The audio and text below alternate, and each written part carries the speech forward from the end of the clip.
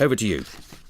Yes, Clive. Well, described as brilliant by both Billy Connolly and Nicola Sturgeon, Janey Godley is a force of comic nature.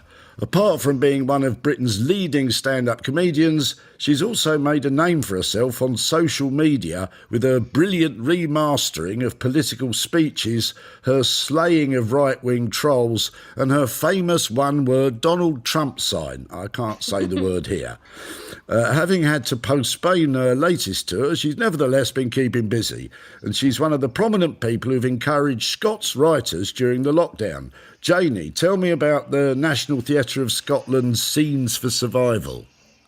Well, it's basically a programme that's going to serve as an inventive, alternative online season of short works just for people to be able to get out there and still put their talent out. And of course, it's quite hard to do a theatre piece in the house when you're being directed on Zoom, but we are getting there. And I think I've nailed it after 7 takes with a sausage dog on my knee. Yeah, you yourself have written and performed one. It's called Alone, and it's a bit sadder than your usual stuff, isn't it? Yeah, it's very different from my stand-up, and I can't give too much away, but it's got a bit of a twist in it. And when the National Theatre of Scotland asked me, I just did an off-the-cuff piece to camera, and they went, "Yep, that's the one, let's get it nailed down." So they've been really supportive, and it's weird to do rehearsals sitting on your couch through a computer, but we got there, and I'm really looking forward to seeing it on, when it goes out. I can't wait to see it and see how people react to the very different type of me that they're normally watching. Yeah, you became really well known when you first revoiced a speech by Theresa May, and it went viral, to say the least, didn't it? Yeah, it did. I mean, I get very bored to be watching politicians just say blah, blah, blah, blah, blah. So, I've been married 40 years. I know how to put my words into other people's mouths. Yeah, and like a lot of women, you've got horribly abused on social media, but you really fight back, don't you? Yeah, I don't see why you should just shut women up, and just because, you've decided you don't like me, you have to tell me. People don't have to watch you or listen to you. But before I did all this, Arthur, as you well know, I was a landlady in one of the roughest pubs in Glasgow. So, if you're going to come to a fight with a Glasgow woman, make sure you bring your sharp tools. Yeah, they always lose these fights, I notice. Oh, yeah, absolutely. There is no way I'm going to back down. You see, I've got my menopause and I'm bored and I'm in lockdown. This is just a Tuesday to me. I could argue for hours. My husband loves Twitter because the heat's now taken off him. Yeah, and you've always been surprisingly savvy about tech stuff, haven't you, in a way that I certainly am not.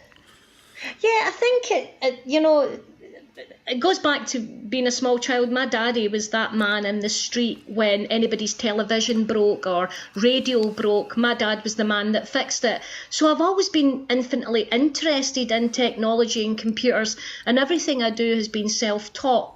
Because I'm like you, I'm that age where, I won't read an instruction manual for anything. I'll just give it a go. And then that's how I've learned how to do Twitter and TikTok and Instagram and Facebook. And, I'm even on LinkedIn annoying businessmen with funny videos. They get really upset about that. This is a platform for business. I'm like, shut up, Bunty, and listen to my funny video. And yet your daughter Ashley is also a successful comedian. Does that ever cause problems? Yeah, it does cause problems because sometimes my husband says something funny and both of us fight over his words. And we're like, I want that. And she's like, no, I want it. So we both live in the same house and it doesn't really cause problems. We're very good at criticising each other and appraising each other's work. And we're, you've seen us together, Arthur. We're incredibly close. So I'm really lucky to have her during lockdown because I would have been bored to death if I didn't have somebody else to sort of interact and have fun with. My husband isn't really into comedy. So, I don't have that natural bounce from someone like I do with Ashley. Well, you've got your dog as well that does a fair bit of comedy. sausage dog Honey is a star in her own right. She's so cute. And she's in this monologue that I do. She's actually the star of the monologue.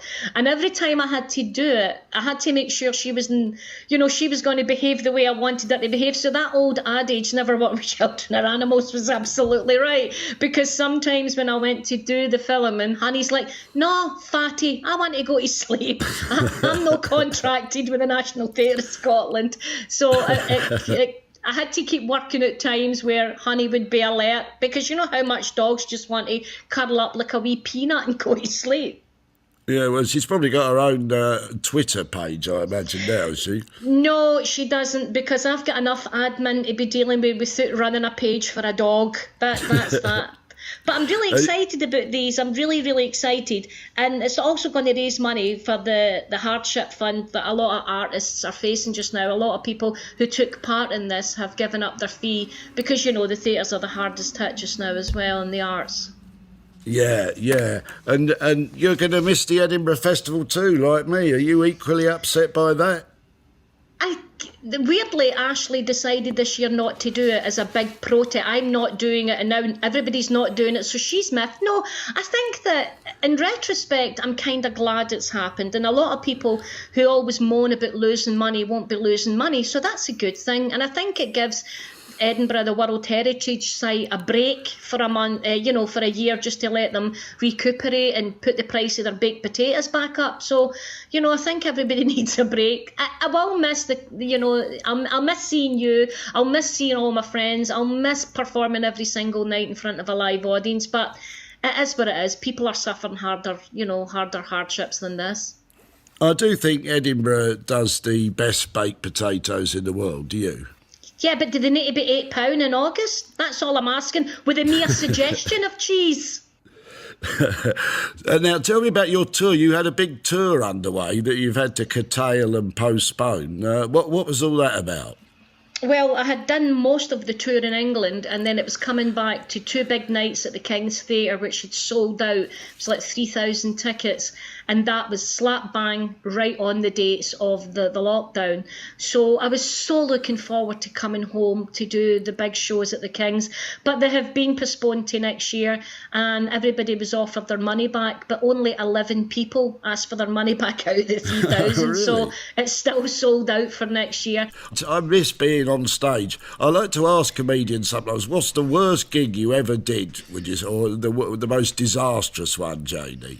One of my favourite memories is a sort of urban legend that happened in the Glasgow Green, the very first gig I ever attended, in a tent in the Glasgow Green, and it was me and Stu Hu and somebody else, and there was a guy on stage dying, and he shouted, "Can everyone hear me?" And a man said, "Yes, but I'm willing to swap seats with someone who can't."